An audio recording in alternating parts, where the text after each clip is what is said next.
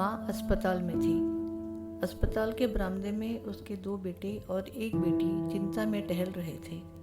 भाई बहन को अपनी माँ की सेहत की चिंता तो थी, लेकिन उससे भी ज़्यादा चिंता इस बात की थी कि अब माँ को अपने साथ कौन रखेगा।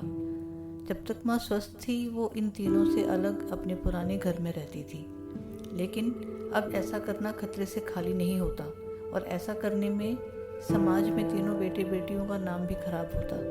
लोग कहते कि देखो कैसी औलादें हैं, बीमार माता को अकेले रहने के लिए छोड़ दिया। 1 घंटे से बिना कोई बातचीत किए वो तीनों अपने अपने विचारों में खोए हुए थे।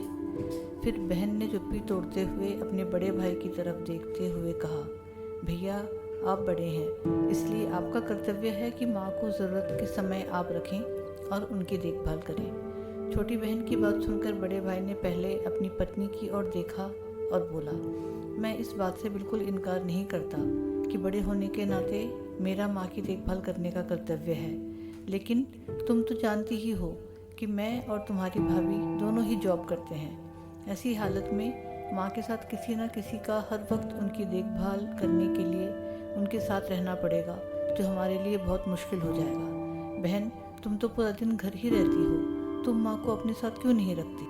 पैसों की चिंता मत करना, जो भी खर्चा आएगा मैं दे दूँगा।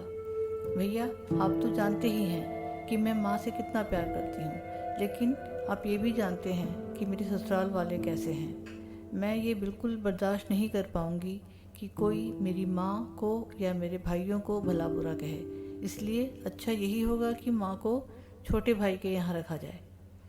बड़े भाई ने भी छोटे भाई अमित के यहाँ माँ को रखने के लिए सहमति जताई। आप ये कैसी बातें कर रहे हो? क्या आपने नहीं देखा कि माँ कभी भी मेरे घर 2 दिन से ज़्यादा रही ही नहीं है? उनका मेरे यहाँ मन लगता ही नहीं है, फिर कैसे वो इतने दिन मेरे घर रह पाएंगी? छोटे भाई ने अपनी असहमति जताते हुए कहा। इससे पहले कि इस चर्चा का कोई नतीजा निकल पाता, एक नर्स वहाँ दौड़ती हुई आई और कहने लगी, क्या आप ही वार्ड नंबर 3 में भर्ती मरीज के रिश्तेदार हैं? आपको डॉक्टर साहब अंदर बुला रहे हैं। सभी घबरा गए और दौड़ते हुए डॉक्टर के पास पहुँचे। डॉक्टर ने उनसे हाथ जोड़ते हुए कहा, आई एम सॉरी, मैं आपकी माताजी को नहीं बचा पाया। डॉक्टर की इस खबर ने सबके चेहरे पर झूठी मूठी दुख की परत तो चढ़ा दी थी, लेकिन सभी के दिल के किसी कोने में इस बात की खुशी भी छुपी हुई थी कि अब उन्हें माँ को नहीं संभालना पड़ेगा और माँ की वजह से उन्हें परेशान नहीं होना पड़ेगा।